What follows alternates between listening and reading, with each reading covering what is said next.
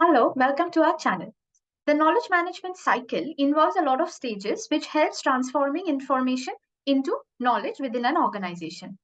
So Karl Wiig had laid down a basic principle saying that for knowledge to be valuable and useful, it has to be organized and synchronized.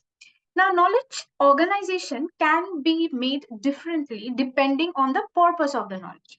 So, with this context in mind, today we are going to talk about the very few characteristics that we need to ensure into the knowledge base that we are creating so that it is most valuable and can be used most effectively. So, the first one, completeness. The knowledge that we create has to be complete. What do we mean by that? We identify a source and we try to see how much relevant knowledge is available with that source. So when we are creating a source, it has to be complete in the sense it can be both tacit knowledge, like with the people, or it can be explicit knowledge with the documents. But whatever source that we create for that particular purpose has to be complete. So when do we consider it to be complete? That is when we access that particular source and all relevant knowledge which is applicable to that particular purpose is available in that source. The second one is connectedness. So there can be many products, but the product has to be connected to each other in a very structured manner. So there has to be well understood and well defined relationships between each of the products so that while you are accessing one product, if you need some more information on a particular aspect, from there you can go to the product, the next product, um, which will talk about the aspects which on which you need more explanation. So they have to talk to each other and they have to be very connected to each other. So more is the connectedness between the products, the knowledge products. More is the utility or coherency of that particular knowledge base, and more is its value.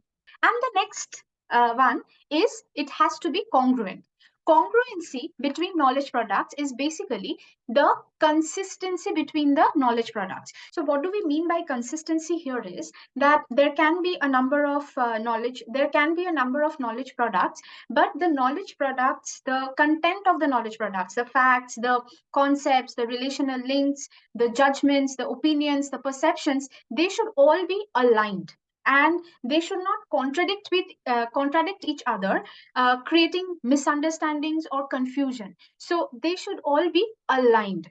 This is one of the most challenging part of creating a knowledge base and aligning of the knowledge products so that there is no contradiction and there's a lot of consistency. So for this, there are two things that needs to be done.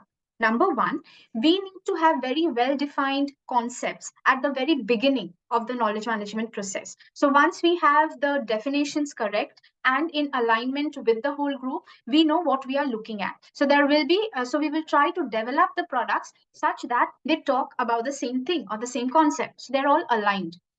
And the second one is, uh, it has to go through a lot of refinement, and that refinement has to be continuous so that fine tuning of the knowledge base is done continuously so that consistency is achieved to the maximum extent possible. So these are the two things that we can employ in order to have consistency in the knowledge products from the very beginning. The fourth one is purpose and perspective, or perspective and purpose. So when we are organizing the knowledge, we need to know why we are doing it.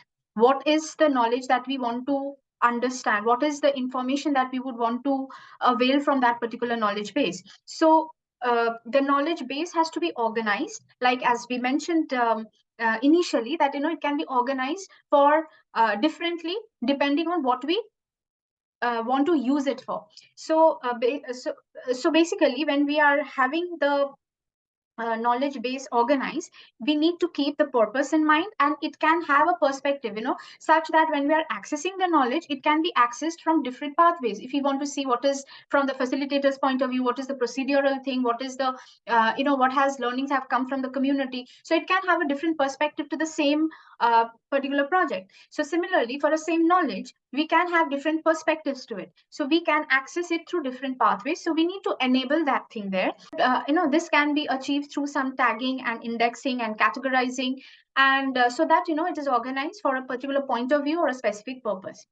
So next time you are building any knowledge product or a knowledge base, make sure it is complete, it is connected, it is congruent, and it is designed as per the purpose that you are building it for. Thank you. Hope you have liked the video.